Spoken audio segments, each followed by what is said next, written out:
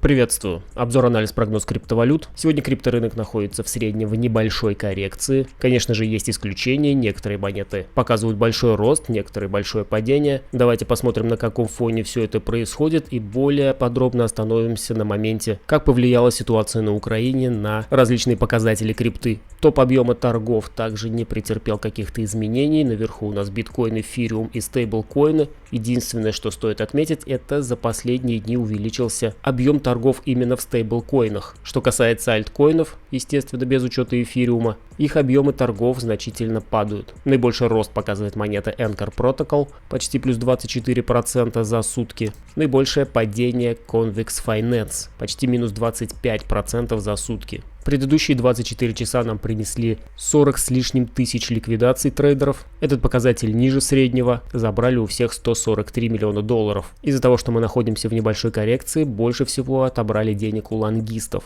У них забрали почти 91 миллион. Но и опять мы видим, что за последние дни ликвидации без особо сильных скачков, что нам опять-таки намекает на возможный скорый прострел цены в ту или иную сторону, на увеличение волатильности и намного более крупные ликвидации. За последние 24 часа шорты сократились, минус 6,3%, лонги по-прежнему набираются, плюс 1,5% за сутки. Вот здесь это видно еще более наглядно. С 24 числа шорты постоянно идут вниз, а лонги набирались и до этого и продолжают идти наверх. Это, конечно же, не очень хорошо для похода цены наверх, потому что все более и более выгодным становится именно сбрить лонгистов. Их становится больше. Настроение немного ухудшилось. Индекс страха и жадности из нейтральной зоны перебрался в зону страха. Вчера была цифра 52, сегодня 39. Смотрим сентимент биткоина в Твиттере. Здесь также мувинг направлен наверх, в приоритете позитив, но быстро он расти не хочет. Все-таки есть какое-то замешательство по поводу дальнейшего роста биткоина. А у нас произошло уникальное событие, давно его ждали. Третий китовый кошелек все-таки начал продавать. Минус 1500 биткоинов 1 марта. Давайте подробнее посмотрим, когда он до этого продавал. Была продажа в 1 биткоин, но это даже можно и не учитывать. А вот 1500 биткоинов последний раз продавал кит 9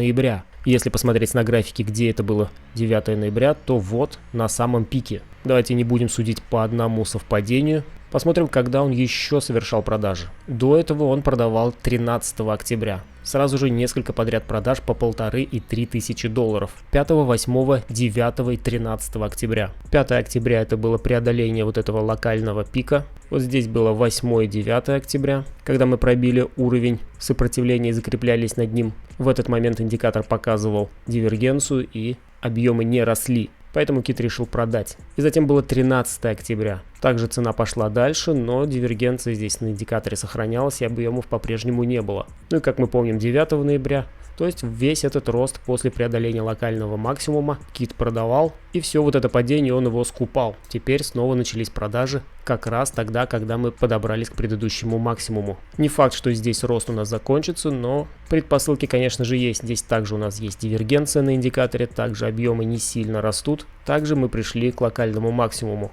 Логика в действии кита, конечно же, прослеживается. Но что касается покупок альткоинов, портфель Grayscale за 24 часа ничего не приобреталось, одни продажи. За неделю также все в минусе. И лишь один положительный баланс за 30 дней монета Solana. Лонговый сигнал показывает индикатор поток покоя, Dormancy Flow. И здесь у нас информация начиная с 2000 года. И всякий раз, когда мы посещали вот эту зеленую зону и выходили из нее, у нас образовывался и ценовой разворот тоже наверх. Так было в марте 2020. В июле 21 развернулись и цена пошла наверх. И вот сейчас мы на нашей коррекции также пришли в эту зону. Несколько раз уже ложно пытались выйти, и вот в очередной раз мы показываем выход из зеленой зоны, при этом пробив даже предыдущие максимумы данного индикатора, образовав такую своеобразную дивергенцию. То есть здесь у нас цена еще не пробила максимум толком, а индикатор уже пробил, сигнализируя о дальнейшем также и ценовом росте. Новые трейдеры, которые присоединились не так давно, превращаются в холдеров.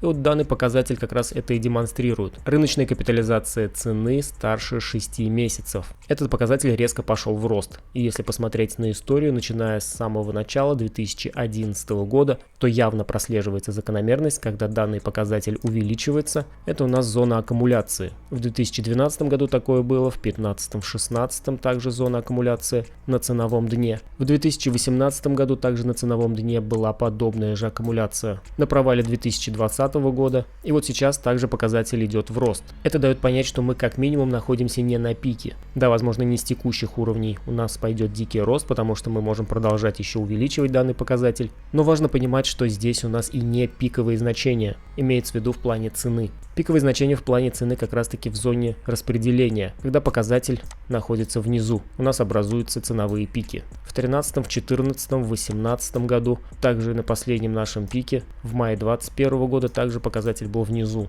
Произошли изменения в индикаторе активности майнеров. Увидели мы всплеск такой величины, который не видели аж с марта 2021 года. Активность майнеров потихоньку просыпается, и они начинают кто покупать, кто продавать. Но при всем при этом видно, что после недавнего снижения резерва майнеров данный показатель также пошел наверх. То есть все-таки каких-то глобальных и массовых распродаж нет. Свое намайненное продолжают удерживать и накапливать, чтобы продать подороже. Также и с хешрейтом, со сложностью сети пока никаких проблем нет. Тренд четко восходящий, находится на своих исторических максимумах. Проверим, что у нас с резервами биткоина на биржах. Его продолжают также больше выводить, чем заводить. Четкий нисходящий тренд, говорящий о том, что на биржах все меньше и меньше биткоинов. Компания Arcane Research предоставляет данные и показывает, как изменился крипторынок с момента начала войны в Украине. Здесь они приводят данные, говорящие о том, что как раз таки с начала военных действий биткоин пошел в рост и тем самым вытянул февральский положительный плюс. Февраль стал первым месяцем, начиная с октября прошлого года, который закрылся в плюс. Также благодаря этому росту индекс страха и жадности из экстремальной зоны переместился аж на цифру 51, преодолев экватор данного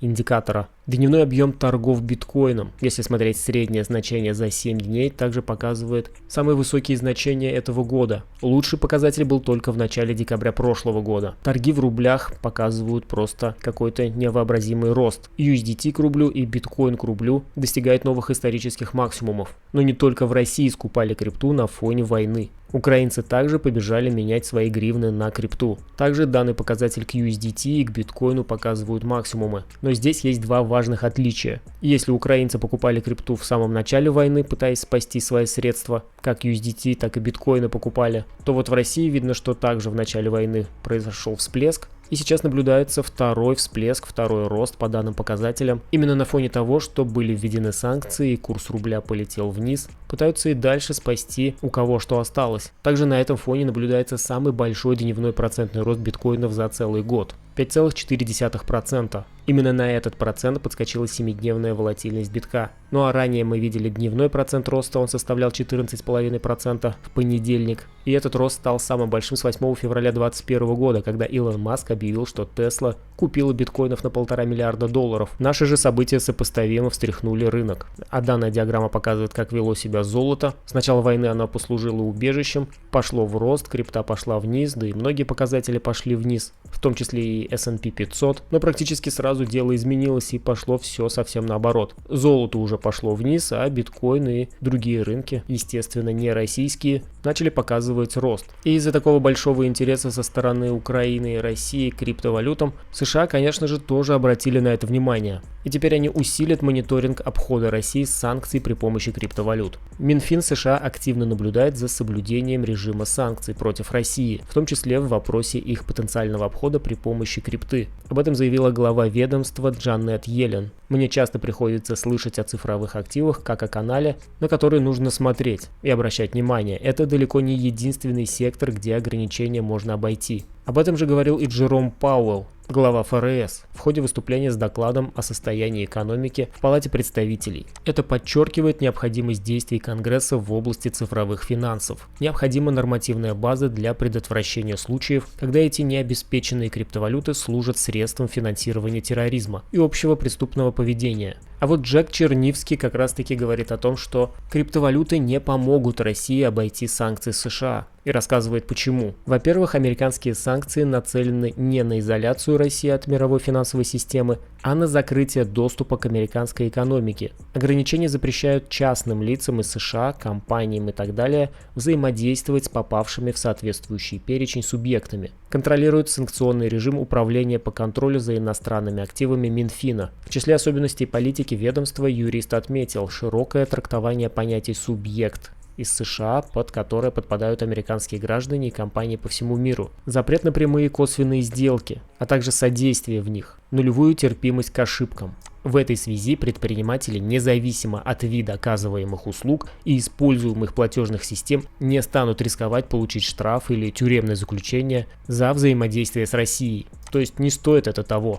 Из-за какой-то одной сделки в том или ином виде, даже в крипте, он может испортить себе всю оставшуюся жизнь, сесть в тюрьму или стать банкротом. Во-вторых, криптовалютные рынки слишком небольшие, затратные и прозрачные. Пару с рублем занимают на них незначительную долю, а поскольку Россию отрежет от глобальной криптоиндустрии, она не сможет получать достаточной ликвидности. Кроме того, свойства публичных блокчейнов в сочетании с возможностями американских аналитических фирм не позволяет России скрыть криптотранзакции для обхода санкций. То есть даже сейчас видно, что происходит затаривание криптой в паре к рублю, либо сильное увеличение, как мы смотрели в прошлом ролике, больших китовых кошельков с объемом более 1000 биткоинов. Это сразу же видно в сети. И какие-то такие отклонения сразу же будут привлекать пристальное внимание и будут уже разбирать просто до крупиц. В-третьих, по его мнению, реальность такова, что пытаясь в последние годы защитить Россию от санкций, правительство совершенно не включало в планы криптовалюты. Путин мог бы построить инфраструктуру, если бы хотел, но не сделал этого. Нет причин думать, что сделает это сейчас. Если подытоживая, первая причина — это никто не будет рисковать, работая с Россией для того, чтобы совершить какую-то там или парочку сделок, потому что потом его вычислят и накажут как следует. Второе — это то, что даже если они будут совершать сделки, все это в сети сразу станет видно. И третья причина — это то, что Путин раньше этого не делал, возможно, ему это не интересно, и сейчас также, вероятнее всего, не будет обращать на это внимание, считая, что крипта — это что-то ерундовое, потому что президент не пользуется ни телефоном, ни интернетом и вполне возможно далек от криптоиндустрии. Аналитики Glassnode отметили непоколебимость холдеров на фоне войны в Украине. Это говорит о сохранении доверия к цифровому золоту и создает предпосылки для улучшения рыночных настроений. В текущей медвежьей фазе объем реализованных убытков по амплитуде не достиг значений, характерных в период 20 июля 2021 года, когда биткоин подешевел до 29 тысяч долларов. События в Украине не привели к обновлению локальных ценовых минимумов. Чистый реализованный убыток составил 713 миллионов долларов против 2 миллиардов на предыдущих экстремумах в ходе текущего снижения с исторических максимумов. Суточное число пополняющих депозиты на биржах инвесторов сократилось с 74 тысяч в день в ноябре до нынешних 41 тысячи. Количество тех, кто выводит активы с платформы, продолжило колебаться в диапазоне от 40 до 48 тысяч. В стоимостном выражении отток монет с биржевых кошельков замедлился. Даже при текущем негативном новостном фоне не наблюдается притока, характерного для мая-июля 2021 года. В структуре потраченных биткоинов объем монет возраста от года и выше не продемонстрировал резкий рост и остался стабильным, ниже 5000 биткоинов в сутки. Подобные значения в прошлом были характерны для периодов накопления. Доля неликвидных монет установила новый рекорд 76,3%. В последний раз близкие к нему значения наблюдались на вершинах бычьих рынков в декабре 2017 года и в мае 2021 года. В ближайшее время покажет, действительно ли эти биткоины находятся в холодных кошельках. Ну и новость, которую я вскользь уже упоминал сегодня, по-моему.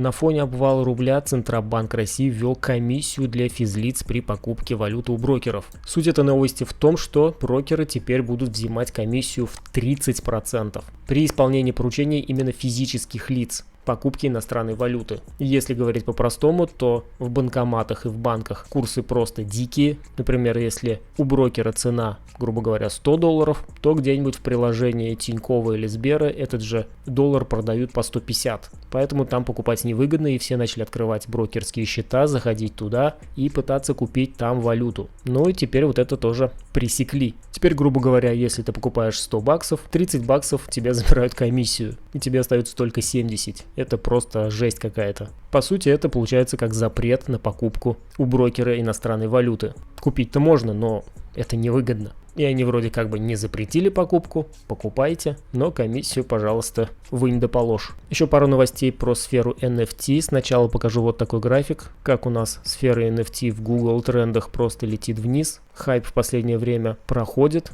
И на этом фоне выходят вот такие новости. Платформа для торговли NFT Treasure подверглась атаке хакеров. До этого подобные случаи были и с другими популярными платформами. Вот теперь на очереди и данная. Они, конечно, пообещали вернуть средства всем пользователям, но репутация, конечно, уже подпорчена. Платформа Treasure подверглась взлому. Пожалуйста, снимите с продажи все свои токены и коллекционные предметы. Мы покроем все убытки. Я лично обещаю передать все свои токены Small для решения проблемы. Сейчас пока даже неизвестно, сколько токенов украли хакеры и как это вообще произошло, но репутацию NFT снова подпортили. Ну и еще один негатив для NFT. SEC начала изучать рынок NFT на предмет незаконных ICO. Будут искать, ковырять.